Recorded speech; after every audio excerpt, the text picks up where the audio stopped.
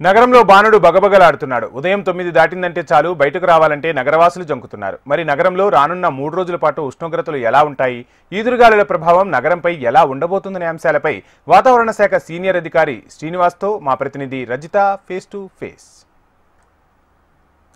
నగరంలో ఎండలు మండిపోతున్నాయి. ఇప్పటికైతే చూసుకుంటే దాదాపు 39 డిగ్రీల ఉష్ణోగ్రతలు అయితే నగరంలో నమోదవుతున్నాయి. కొంత విభిన్న వాతావరణ పరిస్థితులను కూడా మనం చూస్తూ ఉన్నాం. అయితే ఈ వాతావరణ పరిస్థితులు ఎలా ఉండబోతున్నాయి, రానున్న కాలంలో నగరంలో ఉష్ణోగ్రతలు ఎన్ని డిగ్రీల వరకు నమోదయ్యే అవకాశాలు ఉన్నాయి, తదితర విషయాలను మనతో పాటు వాతావరణ శాఖ సీనియర్ అధికారి శ్రీనివాస్ గారు ఉన్నారు. వారిని అడిగి తెలుసుకునే ప్రయత్నం చేద్దాం.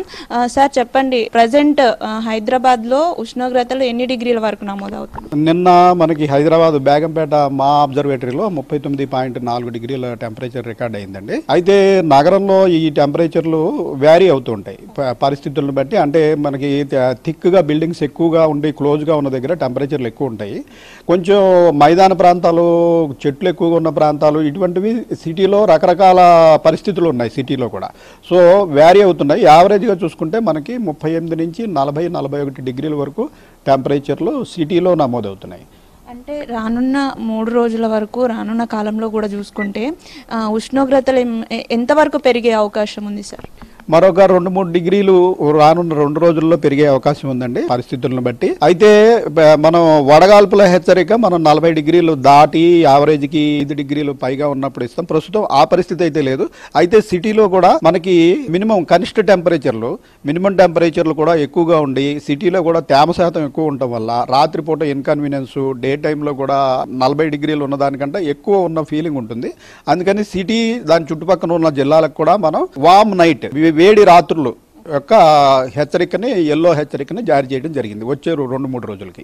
ఆ తర్వాత అంటే ఈ 2-3 రోజుల తర్వాత కూడా ఉష్ణోగ్రతలు హైదరాబాద్ నగరానికి సంబంధించి ఎన్ని డిగ్రీల వరకు నమోదయ్యే అవకాశం? అంటే వచ్చే 4వ రోజు 5వ రోజులో కొద్దిగా జల్లులు పడే అవకాశం ఎక్స్పెక్ట్ చేస్తున్నాం మనం. సో ఆ సిచ్యుయేషన్ కనుక ఉన్నట్టయితే టెంపరేచర్లు కొద్దిగా తగ్గే అవకాశం ఉంటుంది. అది మనకి స్పష్టంగా దాని యొక్క ప్రభావం తెలిసిన తర్వాత మనం దాన్ని బట్టి అంచనా వేయించండి. ఉక్కపోత ప్రభావం కూడా ఎక్కువగా ఉంది సార్, ముఖ్యంగా రాత్రి టైంలో చూసుకుంటే.